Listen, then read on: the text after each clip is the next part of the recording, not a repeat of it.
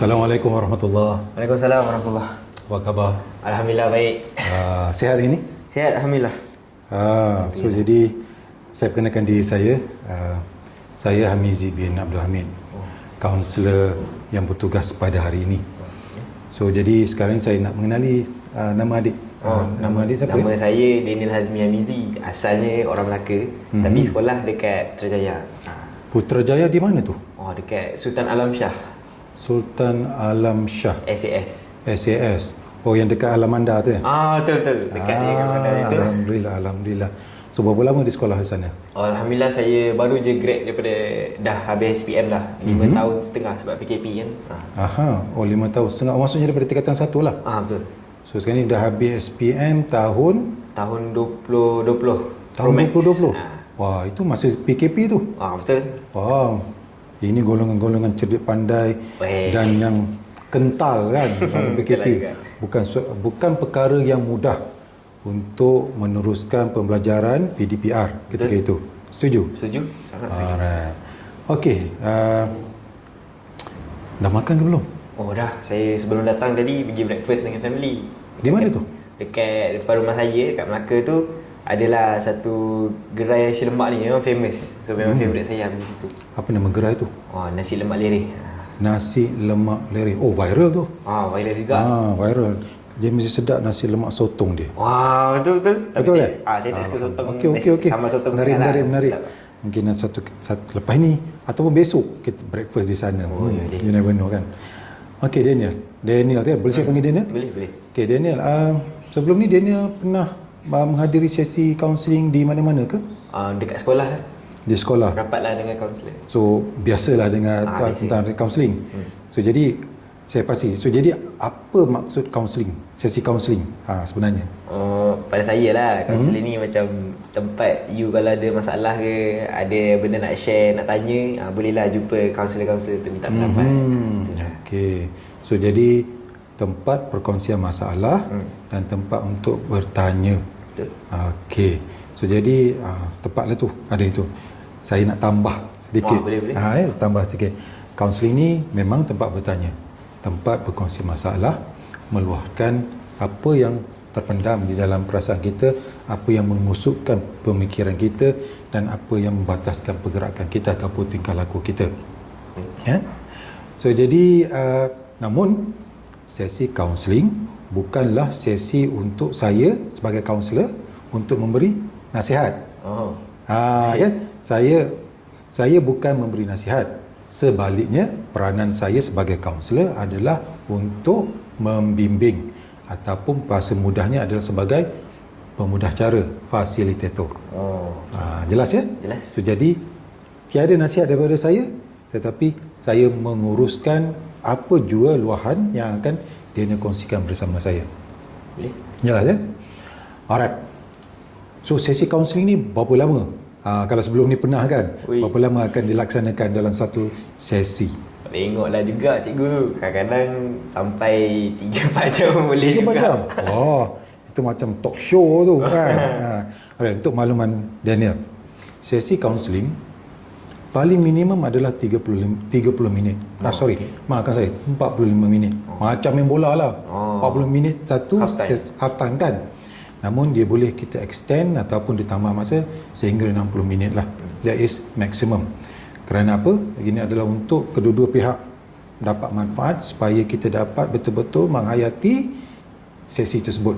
Dan nanti selepas itu kajian pun menunjukkan bahawa setiap pertemuan itu dalam kelas macam selalu dia hadiri maksimum 45 minit supaya penumpuan pelajar dapat memanfaatkan daripada setiap sesi pembelajaran. Jelas ya? Jelas.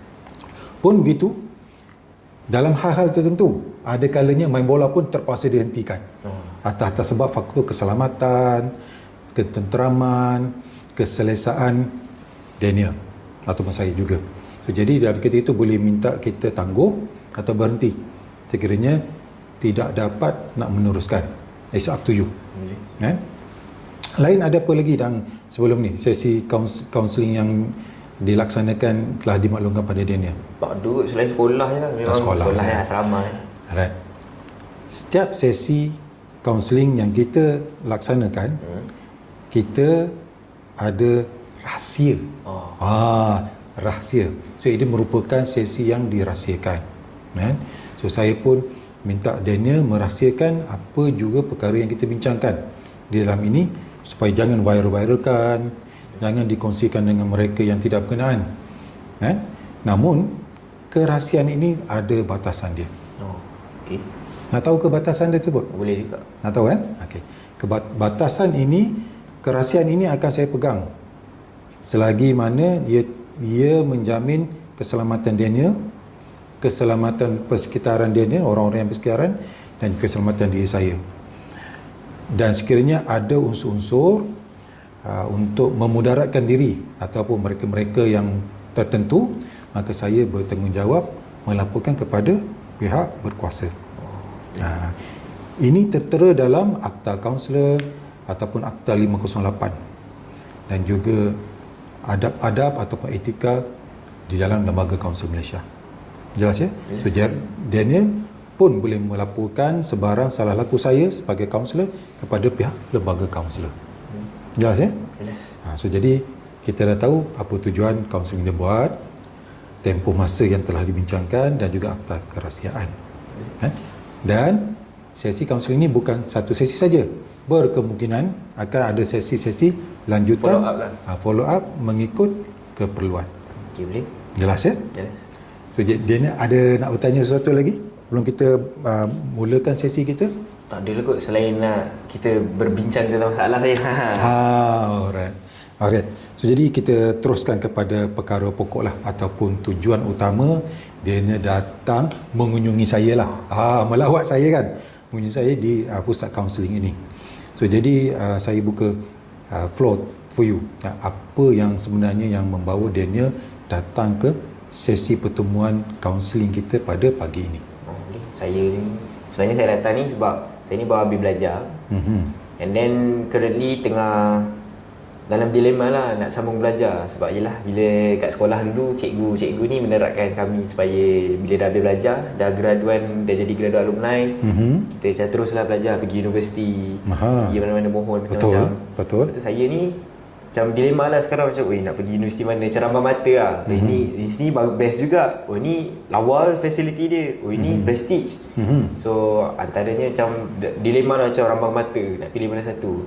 And then saya pun macam tak tentulah nak pergi belajar ni dalam bidang apa. Sebab kalau di sekolah dulu kan kita dah tetapkan, contoh kalau bila naik form 4, form 5 ada aliran masing-masing boleh pilih. Kira macam saya dulu social science, saya akan ambil economy, accounts dengan admaths. Dan ada satu lagi aliran which is science tulen lah, pure science.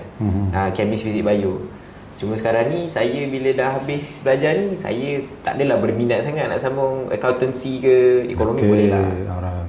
Sebab minat saya ni lebih kepada komunikasi dan bahasa English lah specifically. So bila saya belajar ni macam bila tengok kat Malaysia punya marketing dan dia punya openness kepada bidang yang saya minat ni, dia tak banyak dan sedikit je universiti ada. Jadi after saya dah kemaskini UPU saya nampak yang tinggal dekat dalam UPU tu UIA je. Macam UiTM, Uniza, universiti lain yang saya minta semua kena tak ada dalam list. Bila saya tanya cikgu saya, dia kata kenapa tak ada dalam list? Sistem error ke? Dia kata maksudnya you tak layak lah nak mohon sebab dia dah update daripada result SPM tu. So kira macam kiranya tak boleh masuk UiTM lah macam tu.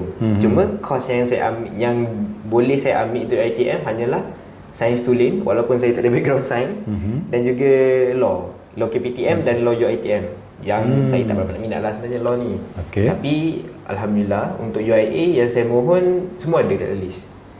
Kiranya macam saya minta English komunikasi yang saya target dengan human sciences adalah ada dalam list tu. Okey lah, macam happy dah juga. Cuma yang jadi keraguan tu macam kadang-kadang rasa macam macam ada juga universiti lain lah, macam Taylor University yang lebih cantik, prestige, dia rambang mata lah, tak tahu nak pilih mana satu. So sekarang ni bidang dah pastilah. Bidang pastilah. Dah pastilah, iaitu bidang bahasa Inggeris, Inggeris perbualan ataupun Inggeris komunikasi. Betul. Jelas ya? Jelas. Okey. Sebelum tu Daniel, saya lupa nak bagi tahu.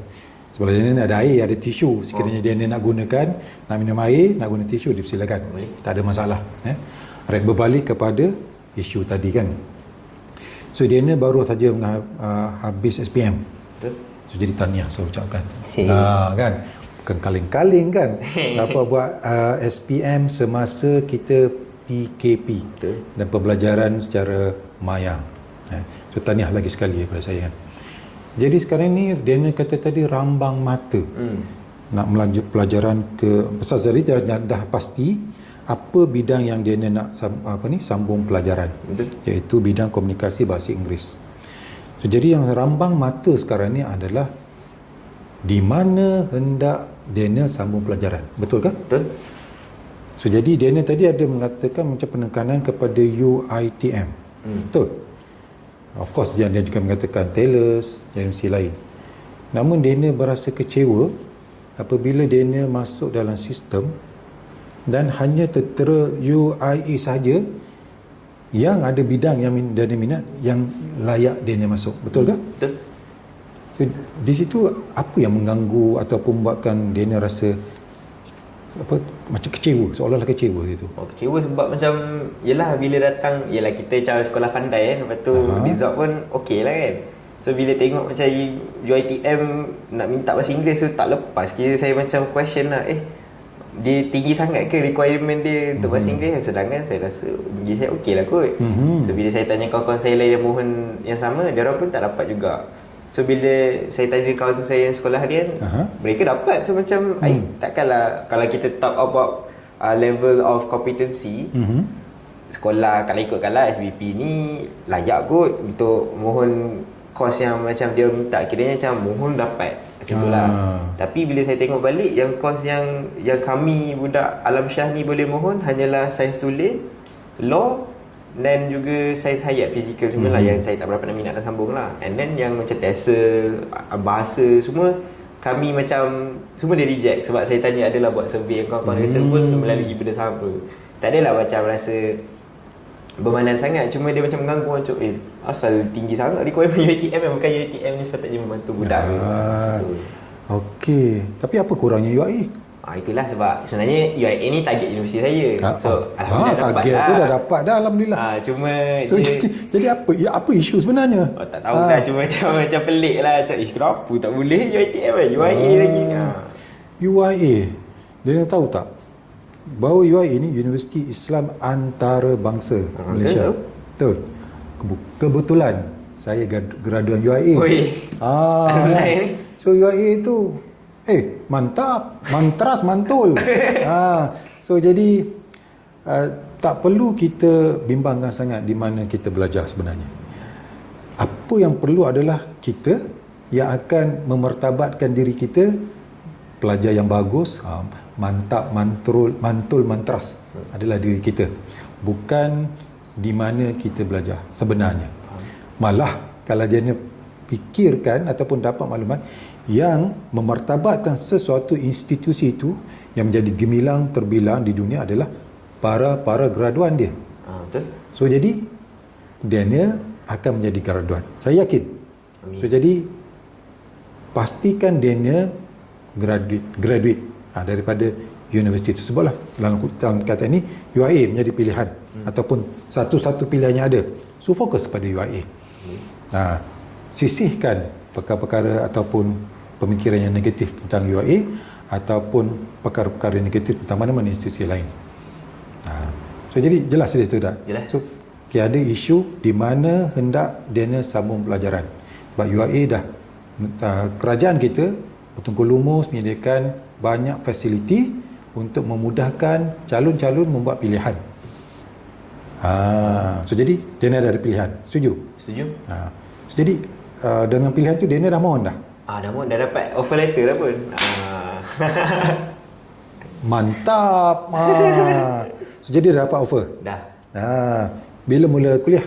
Atau daftar, tarikh daftar? Tarikh daftar 15 Mei. 15 Mei. Dah hampir dah tu. Betul. Dah hampir dah tu. Dah dalam, kalau ikutkan dalam seminggu dua je ni. Betul. So jadi Dah bersedia lah, dah barang-barang dah kemas, dah beli barang-barang yang perlu. Oh sudahlah, sebab mostly pakai daripada asrama je. Cuma tambah-tambah macam tak nak lah pakai uniform sekolah kan. So kita belilah Apa kelas pergi universiti pakai baju sekolah kan? Itulah, belilah baju baru sikit, kasut, macam tu je. Alhamdulillah. So jadi tarikh berangkat pun dah tentu dah tu. So daftar 15 hari bulan. So tarikh berangkatnya Maybe around 13-14 lah, naik awal sikit. Sebab nak daripada Melaka ke Pahang tu dalam makan masa 3 ke 5, 3 to 5 hours jugalah, depending on the traffic. So boleh lah, bila pergi awal tu dapatlah sightseeing sikit, tengok tempat macam mana. Betul. Saya pun setuju. Saya kalau pergi satu tempat, saya akan pergi awal sebelum apa dua event yang akan berlaku, supaya kita dapat menyesuaikan diri lebih cepat berbanding kalau kita datang dalam keadaan tergesa-gesa. Nah, setuju ya? Setuju. So jadi tarikh dah ditentukan dan hari pendaftaran pun dah menghampiri. So jadi saya nampak, saya yakin daripada apa yang Daniel nyatakan tadi, itu bukan isu sebenar yang Daniel datang di sini. Betul juga sebenarnya. So jadi apa perkara sebenarnya yang membuatkan Daniel datang jumpa saya hari ni? Honestly lah, sebab saya ni bila datang daripada keluarga yang serba boleh, kira macam mampu lah, berkemampuan. Tapi saya ni juga dididik di sekolah dulu, dibesarkan supaya cuba belajar untuk hidup berdikari. So bila datang sekolah pandai ni, obviously lah macam orang expect dapat macam tajaan, scholarship, untuk sama belajar, which is great lah, tak bebankan family. So di sekolah dulu saya macam push gila lah untuk dapatkan result bagus supaya melayakkan diri nak dapat permohonan scholarship tu untuk ke universiti.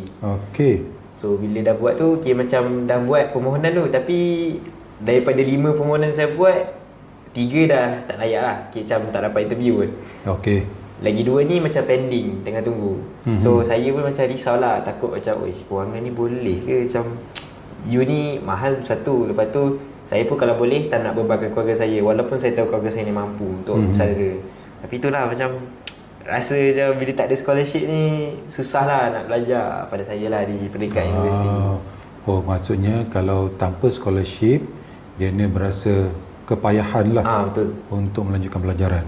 Tapi sebelum tu ya, saya nak mengenali keluarga Daniel. Ayah Daniel bertugas di mana ya? Dia manager telekom lah dekat Melaka. Dulu kat PJ, ada pindah lah. Manager di Telekom Melaka. Ibu pula? Cikgu sekolah rendah. Di sekolah saya rendah. Cikgu sekolah rendah.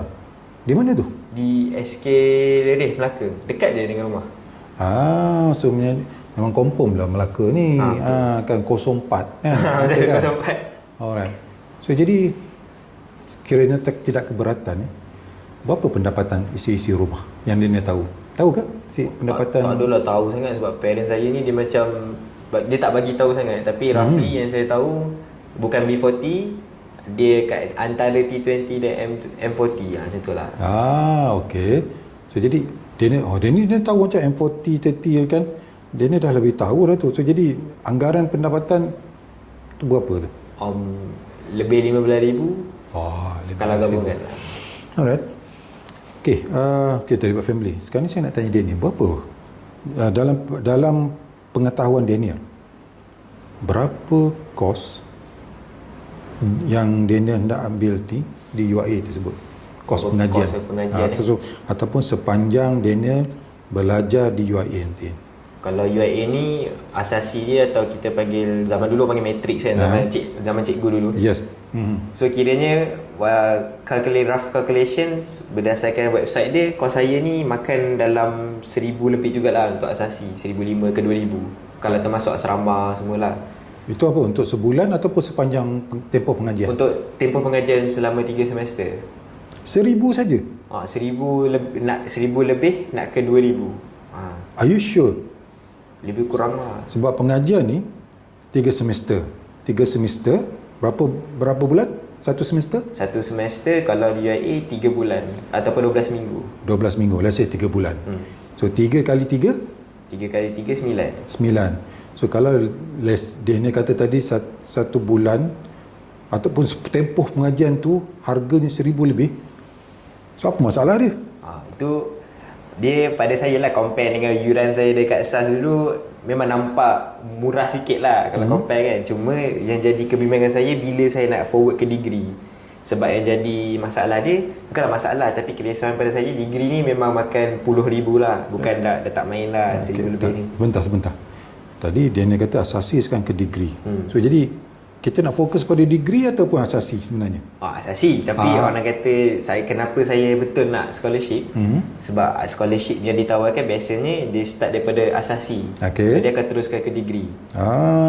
Tu sebabnya saya rasa macam saya fikir jauh sikit lah. So kalau macam foundation ni mungkin lah my parents boleh lah like self-funded. Tapi with degree nanti might be a bit of a challenge lah, sebab adik saya pun dekat asrama juga. Parents saya pun nak bayar sewa semua benda. So dengan pada saya, kalau saya tak dapatkan scholarship tu, dia akan jadi bebanan yang lebih sikit pada parents saya. Okay. So jadi sekarang ni Diana Azmi bimbang pembiayaan ataupun selama tempoh pembelajaran, kos pembelajaran tersebut akan membebankan mak dan ayah. Betul. So, jadi dia bertanggapan, ini tanggapan ya, bahawa untuk meringankan bebanan ayah tu, dia seolah-olah mesti mendapat scholarship. Begitu ke? Betul lah juga. Nak sambung belajar ni, wajib ke kena ada scholarship? Tak adalah wajib sebenarnya, tapi pada saya menampakkan scholarship ni macam satu kejayaan yang bila dapat tu memang satu achievement yang besar lah. Sebab dia macam saya datang daripada sekolah yang bagus, sekolah yang berprestige ni, kami memang diterapkan dan dididik supaya bila graduate tu nanti ada scholarship, dapat ada potential lah macam tu. Boleh je nak ada minta pinjaman ke, kalau nak macam kalau nak ekstrim sikit minta alung ke kan, tak tahulah tapi tak adalah sampai macam tu kot. Wah, terdesak sangat tu kalau nak alung tu. So macam banyak je cara saya daripada alung tadi lah. So kiranya ada je cara lain untuk sama belajar. Cuma pada saya memandang scholarship ni sebagai satu benda yang perlu saya dapat untuk tak adalah untuk kalau tak dapat tak boleh sama belajar. Cuma bila dapat tu satu kejayaan lah bagi saya. Jadi kalau dapat ataupun permohonan dapat pinjaman tu bukan satu kejayaan juga ke? Kejayaan jugalah, cuma yelah macam beza pinjaman dengan ditaja kan. So macam tu lah. Nama saja kan. Tapi yang pasti sekarang ni untuk sama belajar, nama yang penting ke ataupun kewangan tu penting? Kewangan lah penting obviously. So jadi kewangan tu penting kan. So, jadi sumber tu adalah perkara nombor 2, nombor 3. Dah tak dapat scholarship, tak layak memohon. Jadi dia kata boleh buat pinjaman. Boleh dia terangkan dari mana lagi yang boleh dapatkan pinjaman? Yang mana lagi lah, macam setahu saya PTPTN boleh, dan juga SSPNI yang parents saya pun dah mencarum sebenarnya daripada saya lahir. So kiranya dah ada lah duit tu. Bagus. So selain daripada PTPTN lagi? Tak tahulah, tapi setahu saya itu je kot. Yang berdasarkan saya punya ilmu lah. Dalam pengetahuan Daniel, ibu ayah ada mengambil insurans ke? Ada. Ada kan? So jadi Daniel tadi kata mak dan ayah ada mencarum dalam PTPTN dan ada mengambil insurans. Jadi tidakkah itu sudah memadai untuk menampung pembelajaran Daniel bukan sahaja di matrik sebenarnya, malah sampai ke degree?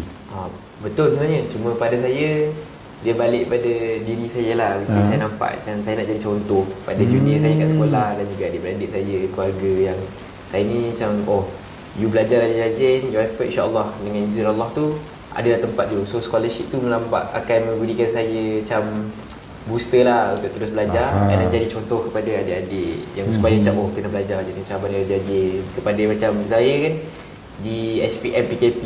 So macam adik-adik saya kat sekolah tu pun dia macam stres belajar, ada yang nak give up pun. So dengan kejayaan saya ni insyaAllah mampu memberi dia orang macam dorongan so that they can become, boleh berjaya sebenarnya, tak kisah apa-apa halangan. Begitu.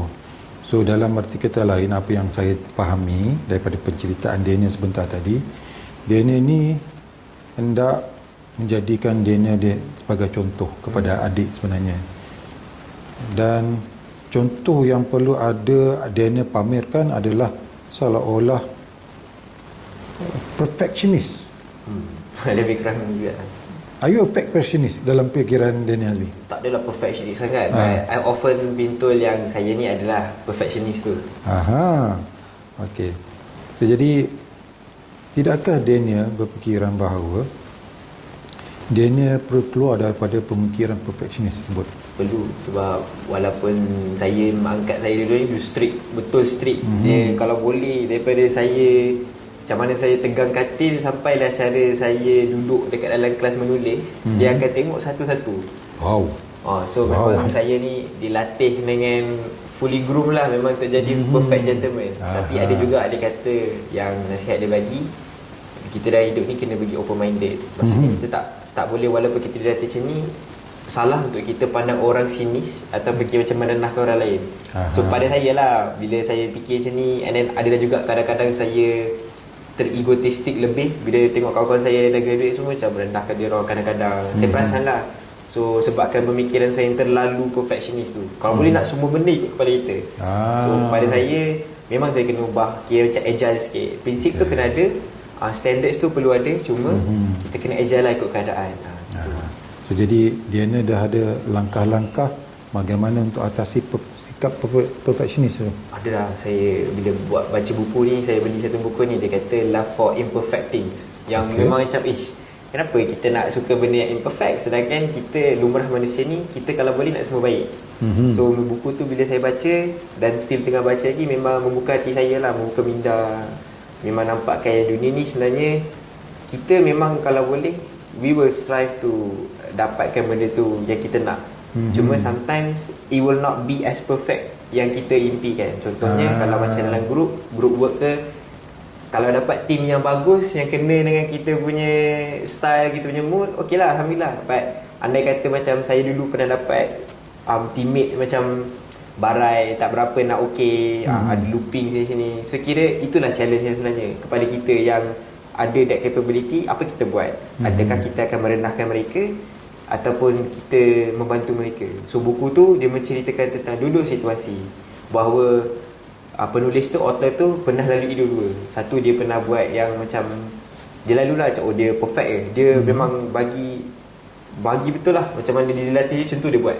Menarik. Dengan bezanya dapat output dia, cuma output dia tu tak originality, tak authentic. Kira macam dapat result tapi bonding tak ada. Lepas tu backstep banyak, dah tak nak kerja dengan dia. Lepas tu bila dia dah sedar benda tu, dia banyak bacaan, dia pergi meditation semua, dia berubah. Still ada dia punya prinsip tu semua, cuma cara approach dia berbeza.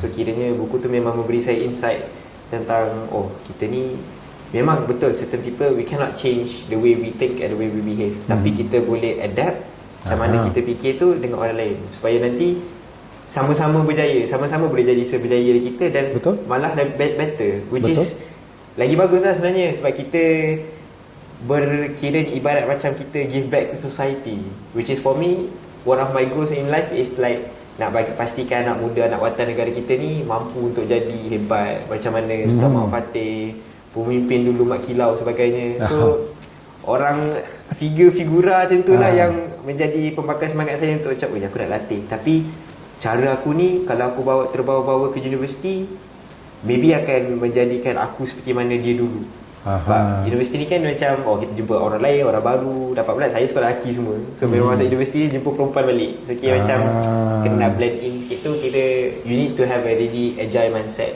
where you can boleh menerima, dia ni straight A tapi kurang communication, dia ni kurang communication tapi pandai buat paperwork tapi kurang straight A. So orang-orang macam tu pasti akan ada dalam hidup.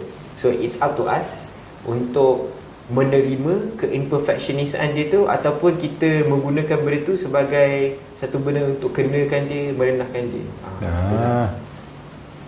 Wah, panjang lebar penjelasan dia.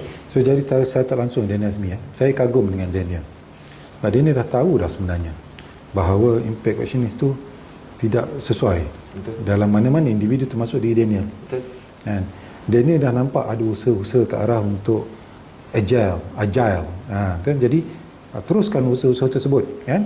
Kerana pada hemat saya, Daniel sendiri pun dah menikmati perubahan daripada satu sikap yang terlalu perfectionist, mementingkan sesuatu yang ketulinan, pentingkan kualiti yang tinggi, output yang berimpact tinggi, the best, the bomb kata orang kan. Jadi Daniel pun dah ada pergerakan di situ. Jadi bagus, teruskan ya dengan aturan hidup begitu. Selain daripada itu, apa lagi yang Daniel nak kita nak share dengan saya ni? Ya, sebenarnya tadi kalau saya ulang balik lah ya. Saya rephrase soalan saya. Apa yang saya nak tanya pada Daniel adalah, dalam kehidupan Daniel telah menceritakan tadi bahawa perfectionist tersebut tidak membantu Daniel. Betul. Daniel kehilangan kawan, kehilangan kesunyian saya boleh katakan. Namun bila Daniel lenturkan ataupun adapt kepada perubahan, Daniel dapat atasi keadaan rakan yang reject Daniel. Setuju? Setuju. Alhamdulillah.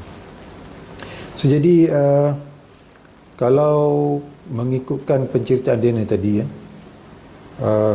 tujuan asal Daniel datang berjumpa saya adalah untuk menghuraikan atau membincangkan saya sebab sikap Daniel yang perfectionist tersebut. Kan? Kerana pada awal tadi Daniel dah memang determine nak belajar di UiTM, tapi apa yang rezeki yang Daniel terima adalah UIA. Kan? Cuma bidang tu masih kekal. Yang keduanya, Daniel pentingkan scholarship untuk melanjutkan pelajaran, sedangkan sumber-sumber kewangan untuk menyambutkan pelajaran ada lagi, dan ayah dan ibu Daniel dah pun membuat persediaan, iaitu mereka ada mencarum dalam PTPTN, dalam insurans. Dan apabila saya teroka lagi daripada Daniel Azmi, tahu di sini saya dapatkan apa sih, itu yang saya buat merumuskan bahawa Daniel seorang yang pentingkan status dan perfectionist lah. Dan Daniel merasakan tingkah laku, pemikiran dan perasaan sedemikian Daniel hendak berubah. Setuju ke? Itu sebenarnya? Setuju, memang betul. So jadi Daniel sendiri, saya sudah pasti ada tindakan-tindakan yang telah Daniel ambil dan berjaya untuk mengatasi sifat perfectionist. Betul ke? Betul. Boleh Daniel terangkan apa tindakan yang telah Daniel ambil? Tak banyak sebenarnya, cuma macam saya due to my socialness, so saya adalah dapat kontak daripada alumni saya yang juga belajar di UiA. So dia linkkan saya dengan bakal senior saya lah bila akan ke Digi main campus nanti. Alhamdulillah. So dia pun dah masukkan saya kat dalam grup yang bakal jadi saya punya cosmates lah kiranya. Mantap. Wow, amazing saya kan? Dah buat lah meeting. So kenal-kenal diorang sebab takut kan online sampai habis kan tak adalah masa nak berbual, tak ada masa nak engage dengan mereka. So saya pun ambil inisiatif untuk lead the way untuk buat konversasi tu. Kita start the new etika, satu bi'ah yang baru. So saya pun dah mula kenal-kenal, fikir macam nak rasa macam memang segan mula-mula je lah sebab dah lama tak sekelas dengan perempuan. Dengan lelaki tu biasalah boleh. Tapi so macam nak adapt, macam mana kita kalau nak layan orang ni macam ni. So macam perempuan ni banyak kena. So macam kena sabar lah satu. Cuma certain times you have to be straight, you have to be really straightforward and stick with your principle supaya mereka pun tak go to the border lah. So far adalah juga 2-3 orang yang macam Daniel ni macam garang sangat lah, terlalu perfect lah apa semua. Cuma mereka tu saya nampakkan yang tak berapa rapat dengan saya lah. Dia macam dia orang ada waktu group work, waktu kerja. So yang saya dah borak macam after class ke after working hours kami borak semua, kadang buat assignment. Ada pun yang tiba-tiba datang pada saya cerita masalah. So macam kenapa pula kan, dah lah baru kenal. So kiranya daripada situ saya macam belajar, sebenarnya walaupun dia ni nampak macam ni, tapi dia ada hati perut. Walaupun dia ni nampak je lembut ataupun macam kuat cakap dalam kelas, tapi sebenarnya dia ada banyak masalah. Daniel pun dah ada strategi untuk mengatasi dan perbaiki mutu, tingkah laku, pemikiran dan perasaan Daniel Azmi dalam menguruskan jiwa perfectionist Daniel Azmi. Jadi tahniah, teruskan. dapatkan kumpulan sokongan daripada rakan-rakan yang boleh membantu. Sebab tadi pun Daniel Azmi cakap ada kawan yang benar-benar ingin melihat Daniel Azmi berjaya dengan memberi teguran yang membina. So jadi ada apa-apa sebelum kita tamatkan sesi kita pada pagi ni? Ada selain daripada terima kasih lah kerana sudi mendengar dan meluangkan masa untuk dengar bincang saya ni, ada je lah. Alhamdulillah. So jadi seperti mana di awal tadi saya mengatakan bahawa sesi kita ini penuh dengan kerahsiaan. Dan kerahsiaan itu akan saya simpan dan saya minta Daniel simpan sebaik mungkin. Dan kerahsiaan ini kepada diri saya selagi dia tidak menjamin tidak mendatang kemudaratan kepada Daniel, kepada saya dan masyarakat nanti, tetap saya akan simpan. Dan selagi jadi saya minta Daniel teruskan kehidupan dengan tenang, penuh semangat dan penuh keyakinan diri. Bak kata pepatah kan, manakan dapatkan sagu sekali tidak terpecahkan ruyung. Dan soalan terakhir saya kepada Daniel, kenapa limau itu masam? Sebab limau tu dia cerita masam, tak tahu. Sebab kemanisannya ada pada Daniel. Bawakan semangat itu, kemanisan kita, yakin pada diri kita untuk Daniel teruskan pembelajaran di UAE. Saya doakan Daniel Azmi menjadi seorang yang berjaya dalam kehidupan dunia dan akhirat, dalam apa segala, dalam apa jua keadaan. Baik Daniel Azmi? InsyaAllah. So teruskan dan bersemangat dan selalu berhubung dengan keluarga walaupun berada di kejauhan. So selamat berjaya. Terima kasih.